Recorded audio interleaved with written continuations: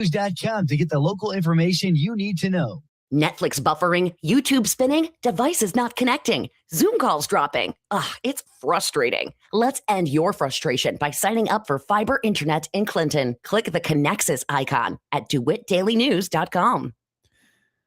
From the Heart Media Group newsroom and DeWittDailyNews.com, I'm Ben Hubbard with this expanded morning newscast.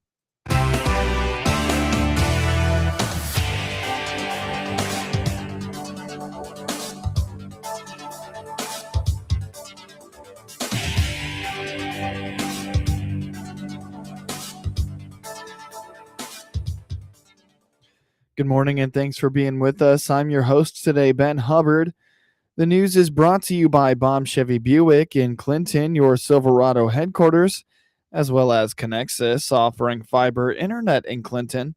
Click their icon on DeWittDailyNews.com to find out more. Warner Hospital and Health Services is announcing the expansion of an existing partnership and is touting partnerships as instrumental to its success. CEO Paul Skowron explains that while Warner Hospital remains one of the last independently owned rural hospitals, its ability to offer specialized care is built entirely on these collaborations. Really, the success of the hospital, we are one of the last independently owned rural hospitals. However, that success is really born on our partnerships. And I can go through a long list of partnerships. Think about our radiology reading for our x-rays, our imaging. That's done by Decatur Memorial's radiologists. And few people know that. When we look at the specialty clinic, we've talked about the opening of the West End and the access for the specialty clinic. But the success of the number of specialists that come to this specialty clinic really has taken many years. And we can look at HSHS's Prairie Heart and Dr. Murphy. He's there twice a week seeing patients. We've got Dr. Clark, the GI from Bloomington Normal, coming there twice a week.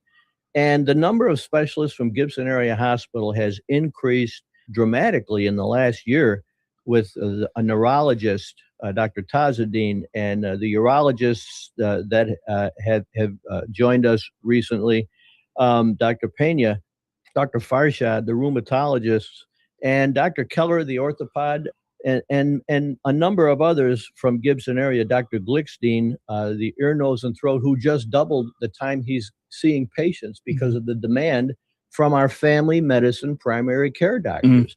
So these things take time to build a reputation of having a stable of specialists that the family medicine doctors can rely on and the public becomes aware of. Warner is adding Dr. Sid Rorschib to its primary family medicine and general surgery practices. Dr. Rorschib, a bariatric and general surgery specialist with decades of local experience, is permanently moving his clinical operations into Warner Hospital. An expansion of our partnership is Dr. Sid Rorschib. He has had Illinois Bariatric as his practice, specializing in bariatrics for years and years. He is bringing that practice into family medicine. And I'm really excited about this because what he's also going to be doing is expanding his general surgical practice. And our ability to leverage that is something we haven't been able to do in the past. As far as what our emergency room transfers out, the kind of general surgical procedures that we transfer out, Dr. Rorschib will now be available to take call from the emergency room. Dr. Rorschib will be here and he'll be taking care of, in general, abdominal pain issues related to adhesions, gallbladder, any type of hernia you can think of. He has done these kind of surgeries over time at our hospital, but not in concert necessarily with the emergency room. So this is something, this coordinated care is something that we're working on with him.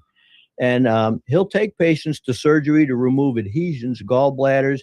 He can excise cysts and lipomas in the clinic or in the OR. but he's also brought his entire bariatric practice into Warner. So these things called sleeve gastrectomy procedures and lap bands, these are specific languages for bariatric patients, overweight patients, and so forth. But those have declined as GLP-1 drugs have become, pop. It is a great time for us to help him expand his general surgical procedures at Warner Hospital and coordinate with Warner's ER for things like abdominal pain, appendicitis, appendectomies, emergency gallbladder removal, small bowel obstructions, food gets stuck. We've handled those things in the emergency room, but then transferred those patients to the larger hospitals. And he will be on call with the emergency room to take care of those procedures. So here is a new partnership that we're very excited about. And this will take time to grow, just like all of the other specialists that have joined us over the years. Scouring credits positive word-of-mouth patient experiences for driving the hospital's growth, particularly at its newly expanded West Side access. Besides radio, we do access Facebook for sure, but word of mouth is really important. When folks find out through you, we have advertised the new access on the West Side, but it's until people actually have the opportunity to park right next to the specialty clinic and walk right in. I watch every day, and I come out and help sometimes with the patients that are in wheelchairs or are trying to get out of their car as they're being dropped off, and they've got canes and so forth. So I like to help them get up the stairs. But just to walk right in and be able to sit down and have the staff from the specialty clinic greet them, that kind of experience gets out in the community, and it takes time. But they spread the word, and then as those patients come to see their family medicine specialist, they discussed what they've seen over at the specialty clinic, and so they're able to have a broader discussion of the type of specialists that we have here. Last week at the Heart Media Group, Skowron indicated the city-owned hospital will have to continue to rely on and grow its partnerships because of nearly $1 trillion in cuts to Medicare starting in 2027. Coming up shortly on this expanded newscast, disability-based benefits and reporting earnings to Social Security. The DeWitt County Fairgrounds have been a beehive of activity this summer, and that activity carried on Saturday despite some unexpected morning rain showers.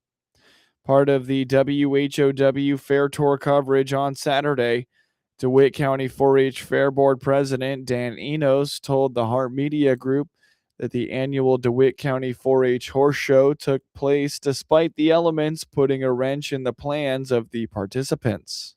We have horse shows. We've already had on 3 in June earlier, and now we have 3 more in August, the middle of August, I think the 15th, 16th, and then the next week, Sunday, 21st. So there's 3 more shows. All of that raises money for the grounds. The breed shows we have are Appaloosas on 2 different days, that all kinds for national points. And then we have 2 open shows. Bring any breed you want with all the classes, English, Western, games, everything there is, we have them here. For the 4-H show, you have to be a DeWitt, Piatt, Macon County 4-H'er. Right. The open shows is open to anybody. We've had the Appaloosas come from Kentucky here just this last June, Missouri, Iowa. They come from quite a distance just to show here. I think we've got 35 kids. Right now, they're all doing the halter and the showmanship, where they judge the horse. And then we're going to go to English, all kinds of English riding. There'll be some hunter hack that's a jumping. And then we go to the Western riding. And then we do some ranch classes. That's a new coming up. That's a little quicker horse Western that does that. And tomorrow we're going to do trail starting at 9:00, and then all the fun games. Yes, because normally we do the trail today in the old arena that we're wanting to put a roof over, and that soil over there is so wet, it's slippery, and it's not going to dry and not safe to go in. So we have moved trail to Sunday morning at 9:00 out in the main ring where we know it'll be safe. Stephanie Neeson was among over 30 participants this weekend. She had a mix of young horses and an older horse she was showing this year. She is new to training horses and is learning all the time. I'm showing 3 horses today. One is my older sister's quarter horse mare, and she'll be showing in the horse classes. I have my 2 personal horses. One is a pony. She's a half halfling, half paint, and she'll be showing in all the pony classes, all the games tomorrow, most of the stuff. She's my main horse. Okay. And then I have my young registered quarter horse mare who's just 3 years old, and she's got maybe 20 rides in her since last fall. So she's just getting going. So she'll do a couple classes, and all 3 of these horses are still in training because my pony mare, she's older, but for the first 10, 11 years of her life, she was in a broodmare band and never touched by people until a couple years ago when my sister bought her, started her under saddle, and then I took over and have continued her training. Still not completed, but I'm happy with her. And then my 3-year-old, she's just started under training. So it's like, I just started her under saddle not that long ago. She's still learning everything. She doesn't even pick up her leads right yet. I'm not very experienced with training. I've just started training my own horses, but I've been around horses my entire life. It's just, we start with groundwork. We just want to get them to learn to give their body where we want it to be. Because the first thing to do any class is the horse has to listen. The horse has to give their hip, give their shoulder, give their head, and just be willing to listen. Like, she's never done a games class or anything. She'll probably do her first ones at the state fair in a couple weeks. But it's just, if she knows how to give and listen, I'm not going to try and win the class. She'll go in there and she'll do it at a nice pace. She's a young horse. So it's just getting them acclimated. Like today, I don't expect to win her riding classes. I just want to get her out, get her used to being around horses, and get her started. It's a lot of just getting them used to it, getting miles on them. The best thing you can do is just ride them, get them going, because they get exposed to a lot of stuff that way. Lexi Merriman has been around horses her whole life and says she is still learning in her pursuit of training and showing horses. I mean, there's always things to learn. There's so much that goes into it when it comes to, clothes, and when it comes to the horses, there's so many things that you can learn along the way, especially being at shows, seeing all the other people. There's always things to grow and improve. So I've shown a bunch of different horses. Growing up, I used to, as a little kid, I used to have a miniature horse named Leo that I used to ride. And then I had a Shetland pony. And then, I've had a lot of different horses. I currently have a 4-year-old that I showed starting as a 2-year-old. I didn't necessarily train her, but, every time you ride, there's a little bit of training involved, Sure, yeah. So, but yeah, there's, I don't know, a lot of different horses that I've ridden, and they've all taught me different things. And probably jumping, hunter hack stuff. I haven't done anything more than that. Unfortunately, I'm not doing that this weekend. The mare that I used to do that jumping stuff with, she had some issues being back sore and stuff. So with her, I haven't been able to ride her in jumping stuff recently. And none of my horses that I have with me today know how to jump. They're pretty clumsy. Yeah. The DeWitt County 4-H Horse Show wrapped up Sunday. It's off to the general projects and livestock shows in 2 weeks at the fairgrounds. Hear live coverage from the fair on WHOW Saturday, July 11th from 10 a.m. to noon. You're listening to the WHOW Morning Show. Let's take a quick break with a word from our sponsors. It's the quiet moments you count on. A call that connects instantly, a show that never buffers, a home that just works. That's the difference with Connexus Fiber Internet. We built a buried fiber network designed for consistency, earning us the title of top-rated fiber internet provider in Illinois. With plans starting as low as $25 a month and 3-year price lock options, it's reliability you can feel without the unpredictability. Because with Connexus, connection means everything. Experience better at Connexus.com. Nothing Connexus like Connexus. Looking for a new Silverado? This is Scott Baum from Baum Chevrolet Buick here in Clinton. We have a good selection of new Silverado inventory. We have Silverados in 1500s, 2500s, and 3500s with several trim levels, custom, LT, RST, LTZ, and yes, even high countries. All our inventory is priced for our summer savings season. Baum Chevrolet Buick. Together, let's drive. BaumChevroletBuick.com right from the start.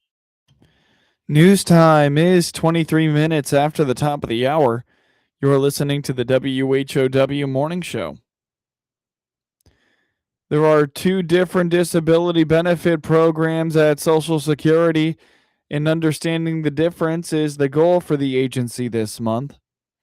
You must recognize which benefits you receive to fully understand your reporting responsibilities.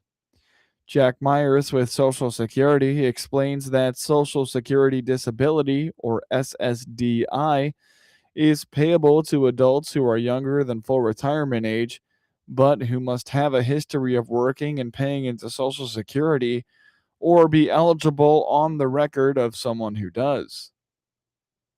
When we were talking about the retirement side, I mentioned that those limits that I was discussing were not for disability-based benefits. And so the reason I said that is because there's kind of like a whole separate set of rules for disability-based benefits. And to kind of go one step further than that, Seth, we actually administer two different types of disability benefits at Social Security offices. So when we start to talk about what you need to report to us and that sort of thing, it really is important that you understand which benefit that you receive, because they have different rules. There are different things that need to be reported. So the first program that we'll talk about is Social Security Disability, or SSDI. Now, this one is going to be payable to adults who are younger than their full retirement age. They must have a history of working and paying into Social Security, or be eligible on the record of someone who does, like, maybe a disabled adult child who can collect off their parent because they became disabled prior to age 22, or a disabled widow or widower who is between the age of 50 and 60 and is able to collect disability benefits off the record of a deceased spouse. So in either of those cases, they're getting it off somebody else's record. The benefit amount is going to be based on earnings history. Myers indicates that unearned income and resources are not relevant. Earned income must be reported. The benefit amount that you get from Social Security Disability is going to be based on your earnings history. And because it's the Social Security program, we don't care about unearned income or income of others in your household. The resources that you have or your assets are not relevant to the Social Security Disability program. The only thing that you must report to us, and if you're getting Social Security Disability, is earned income. So if you're working somewhere and getting a paycheck, or if you're self-employed, your earned income has to be reported.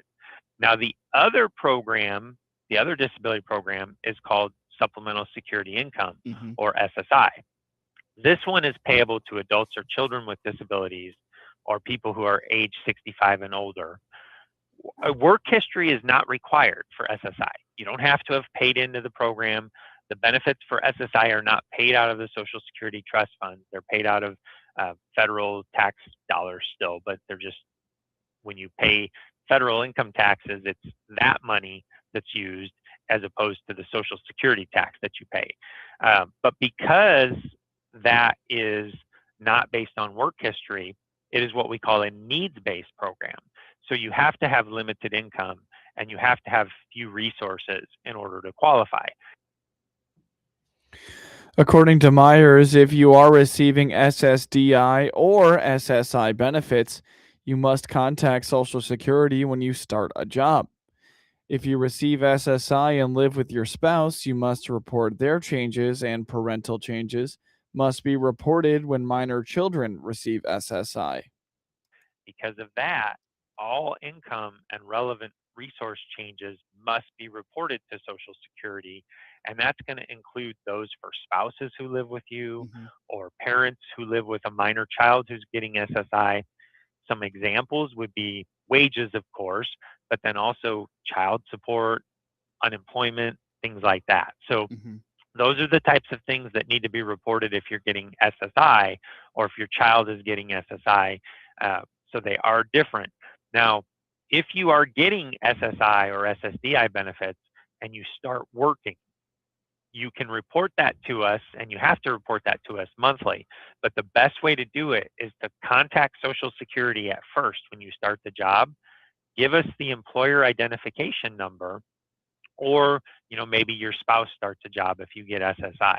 Contact us, give us that employer identification number, report that work to us. We can put it in our system, and then from that point forward, you could go into your My Social Security account online, and you could report that income on a monthly basis that way, as opposed to having to send us pay stubs, which is the alternative. If you don't do it through your My Social Security account at ssa.gov, then you would have to have the more cumbersome task of sending us in your pay stubs every month. Visit ssa.gov/myaccount and log into your account and be able to report wages for yourself and, if applicable, your spouse.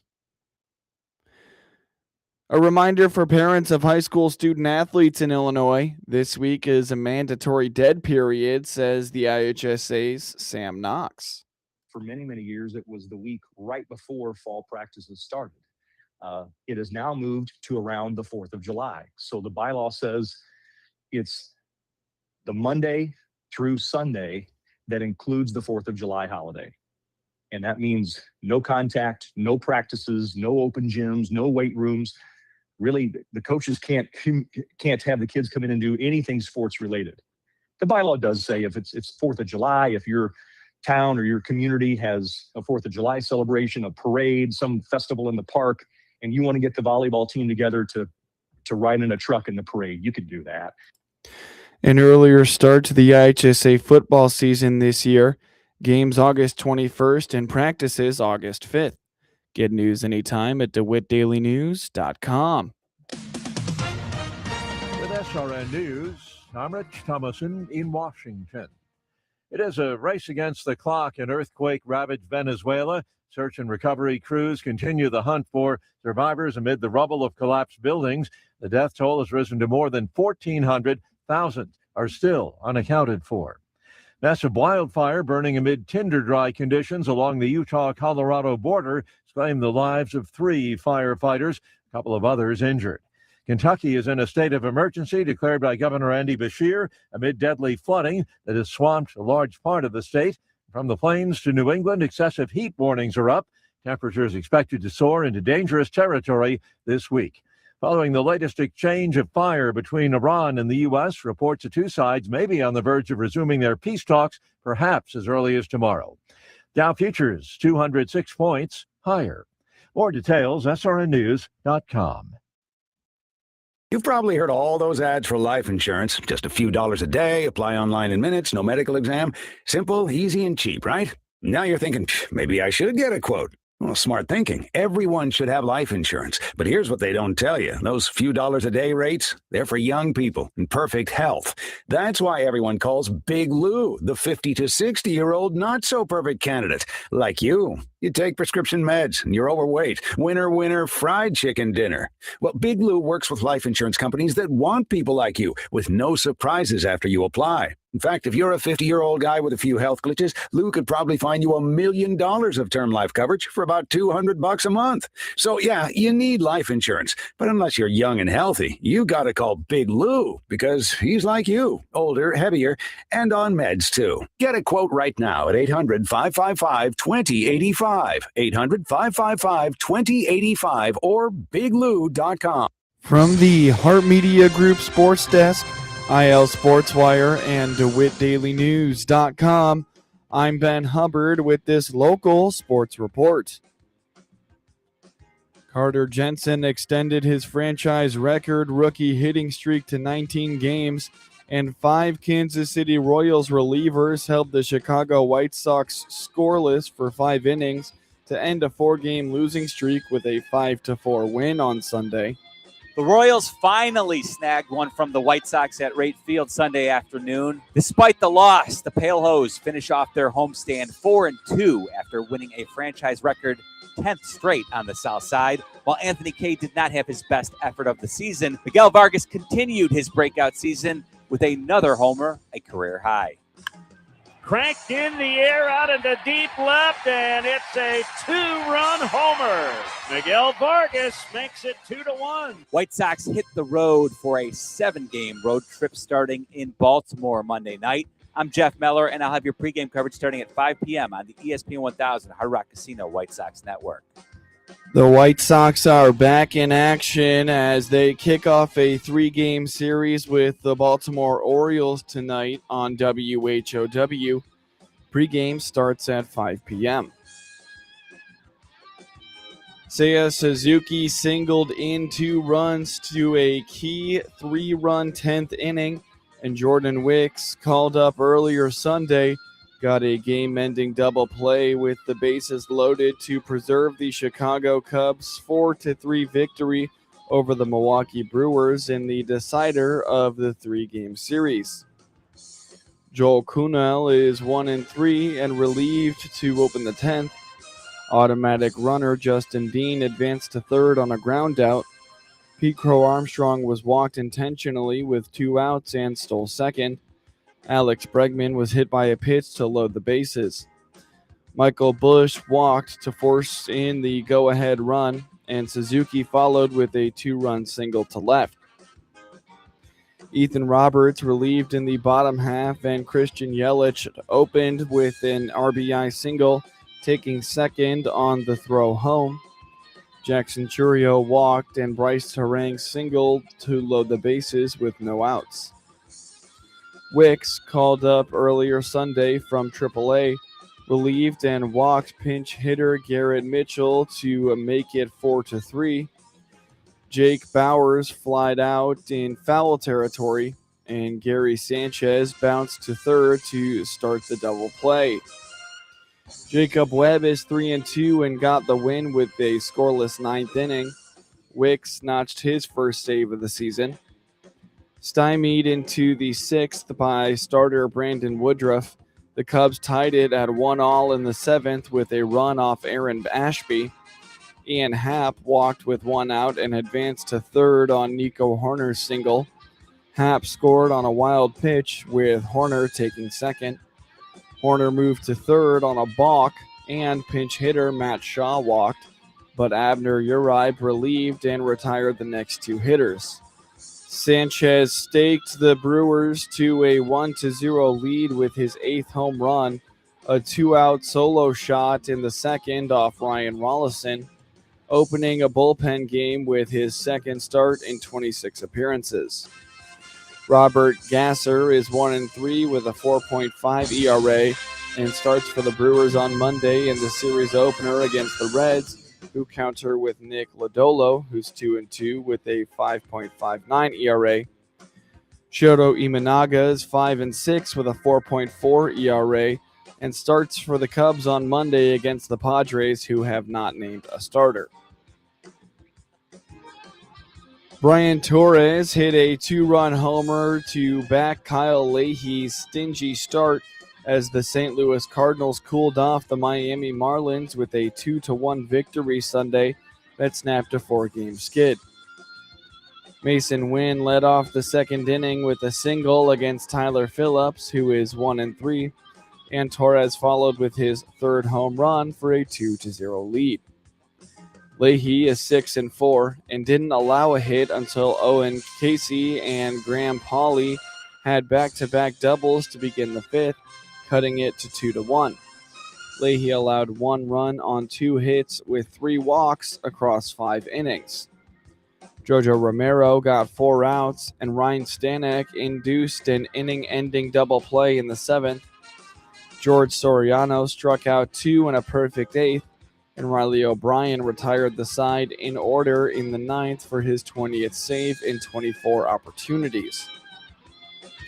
Phillies set down 12 in a row following Torres' homer until J.J. Weatherholt led off the 6th with a single. Ivan Herrera grounded into a double play 4 pitches later, and Alec Burleson bounced out to end the inning. Burleson's 25-game on-base streak ended, and Herrera's 22-game run streak was also stopped. Phillips allowed 2 runs and 6 hits in a season-high 7 1/3 innings. He left in favor of Cade Gibson with runners at the corners, and catcher Joe Mack picked off Nathan Church at third base before Gibson struck out Weatherholt on the next pitch to end the inning. The Cardinals are 43-38 overall and scored just 3 runs in the 3-game series, but avoided being swept by the Marlins at home for the first time in 30 years. Miami is 44-40 and is 18-6 in June, which is the best in the majors, and has won 7 of its last 8 games. Marlins right-hander Sandy Alcantara is 8-4 with a 4.01 ERA and starts Monday's series opener in Colorado. Cardinals lefty Matthew Liberatore is 3-5 with a 5.56 ERA and pitches Tuesday at Atlanta. In scores from around the MLB yesterday, the Pittsburgh Pirates beat the Cincinnati Reds 9-4, while the Washington Nationals beat the Baltimore Orioles 6-4. The Texas Rangers took down the Toronto Blue Jays 3-2, while the Tampa Bay Rays beat the Arizona Diamondbacks 5-1. The Houston Astros beat the Detroit Tigers by a score of 7-5 in 10 innings, while the Philadelphia Phillies beat the New York Mets 5-4. The Cleveland Guardians took down the Seattle Mariners 6-5, while the Minnesota Twins beat the Colorado Rockies 3-2, and the LA Angels beat the Athletics 4-1. The San Francisco Giants beat the Atlanta Braves 3-2, while the LA Dodgers took down the San Diego Padres 4-2, and the Boston Red Sox beat the New York Yankees 5-4 in 10 innings. The St. Louis Blues acquired Brandon Carlo from the Toronto Maple Leafs during the NHL draft on Saturday. Those teams' latest steps to remake their rosters during an offseason of upheaval. St. Louis sent the number 73 and number 76 picks to Toronto for the 29-year-old defenseman. Carlo lasted just 88 games with the Leafs after they sent a first-round pick, a fourth-rounder, and a highly regarded forward prospect, Fraser Minton, to Boston for him at the deadline in March of 2025. That was with the previous regime in charge, and general manager Brad Trevelling was fired 2 months ago and replaced weeks later by John Chayka, and they only got to keep the pick this year because they won the lottery for the number 1 overall pick. This is the third trade of the week for the Blues, who are also in transition as GM in waiting Alexander Steen is set to take over for the seasoned executive Doug Armstrong next week. Armstrong, in his final days at the helm, has been plenty busy. On Tuesday, he traded Jordan Kyrou to Washington for fellow forward Connor McMichael, prospect Milton Gastrin, and the number 16 pick, accumulating a league-high 4 in the first round. On Friday night, he sent 2 of them to Anaheim for 23-year-old Mason McTavish, who is signed through 2031. Carlo provides some dependable veteran stability on the right side on defense, especially if the Blues decide to trade Colton Parayko or Justin Falk as part of their summer overhaul. He is going into the final year of his contract at a salary cap hit of just under $3.5 million. Toronto used those third-round picks on Canadian winger Zach Olsen and Swedish defenseman Måns Gudmundsson. Get highlights of your local high school program by finding IL SportsWire on your preferred social media platforms, and get local sports anytime at DeWittDailyNews.com. This is staff meteorologist Jennifer Wojcicki with your regional radio forecast. A heat advisory begins at 11 a.m. today and remains in effect until midnight Thursday night. Cloudy skies with a few peaks of sun today, with daytime highs approaching 92. Southerly winds 10 to 15 miles per hour. Mainly clear skies tonight, lows dip down to about 75.